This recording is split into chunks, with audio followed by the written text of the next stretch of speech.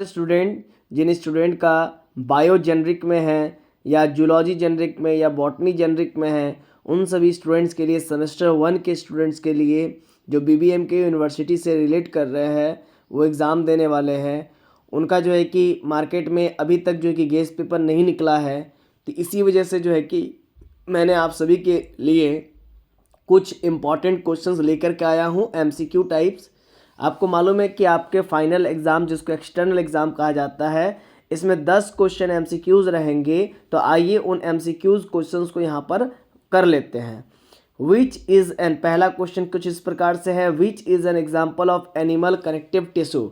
तो पहला option skin है, दूसरा ऑप्शन ब्लड है, तीसरा ऑप्शन मसल्स है, चौथा ऑप्शन नर्व है।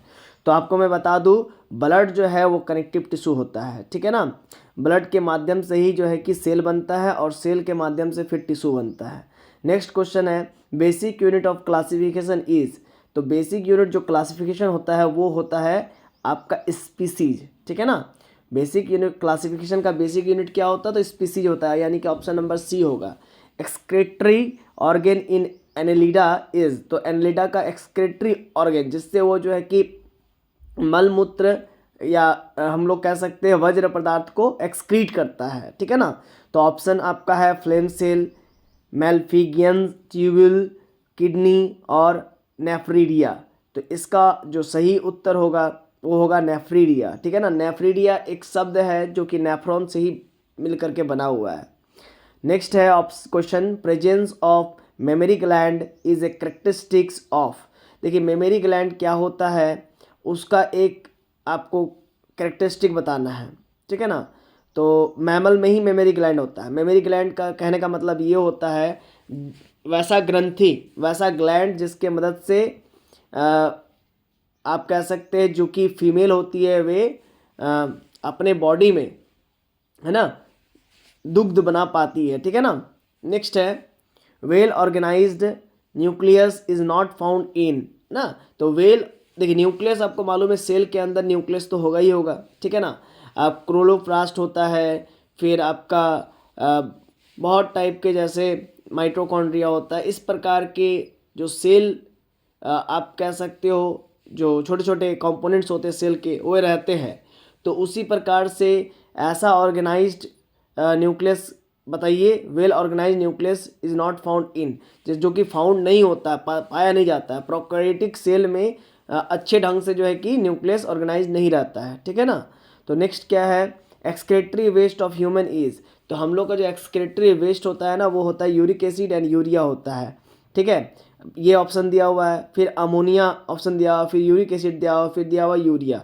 तो ऑप्शन क्या हो जाएगा, यूरिया। यूरिया ही हम लोग का जो है कि बॉडी से एक्सक्रेट वेस्ट होता है, ठीक है ना। तो ऑप्शन नंबर क्या हो जाएगा, सी हो जाएगा, ठीक। तो नेक्स्ट क्वेश्चन आ रहा है, number of chambers in human heart. हम लोग के हार्ट में 4 चेम्बर्स होता है। एक जहाँ से सांस हम लोग लेते हैं, फिर हम लोग पंप करते हैं, है ना, जहाँ पर मतलब कि ब्लड आता है, फिर ब्लड पंप होता है, फिर ब्लड आता है उसी में। जैसे क्या होता है ना, सबसे पहले ब्लड क्या करते हैं हम लोग फेफड़े में देते हैं, पंप करते हैं, फिर ब्लड वहाँ से आता है, 2 बार हुआ, फिर ब्लड हमारे बॉडी तक जाता है, फिर उसी ब्लड को फिर बॉडी से हार्ट में लाते हैं। तो 4 चेम्बर के अलावा और कोई चेम्बर नहीं होता, और ये 4 चेम्बर बहुत नेसेसरी है, क्या इसी के माध्यम से हो पाता है। नेक्स्ट देखिए क्वेश्चन है, the simplest form of carbohydrates. तो जानते ही आप लोग ग्लूकोज होता है सिंपलेस्ट फॉर्म। फिर नेक्स्ट क्वेश्चन है, 5 kingdom system of classification was proposed by. तो विटेकर ने जो है कि 5 किंगडम के मद्देनज़र जो है कि क्लासिफाइड किया था, ठीक है। और डेंटल फार्मूला पूछा जा रहा है ह्यूमन बींग्स का, तो 2 1 2 3 और 2 1 2 3 यही ऑप्शन सही है, ठीक है ना, यही होता है। नेक्स्ट है, respiratory pigment in human being. जो रेस्पिरेटरी पिगमेंट होता है ह्यूमन बींग का वो होता है हीमोग्लोबिन, ठीक है। नेक्स्ट क्वेश्चन आ रहा है, which is a reductional division of cell. तो रिडक्शनल डिवीजन ऑफ सेल क्या होता है, तो बाइनरी फिजन क्या होता है, जो हम लोग का सेल होता है वो डिवाइड होता है, रिडक्शनली डिवाइड होता है, तो उसको हम लोग क्या कहते हैं, मियोसिस कहते हैं। देखिए पहला ऑप्शन माइटोसिस है, दूसरा है मियोसिस, तीसरा है बाइनरी फिजन, तीसरा है, चौथा है फ्रेगमेंटेशन। तो फ्रेगमेंटेशन का मतलब तो दूसरा चीज़ हो जाता है, एकदम ये अलग ही चीज़ है।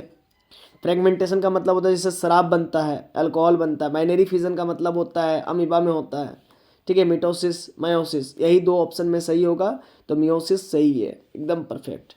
एक्चुअली में आने का रहता है 10 क्वेश्चन, है ना, लेकिन मैं यहाँ पर 13 क्वेश्चन आपको बता रहा हूँ, ठीक है।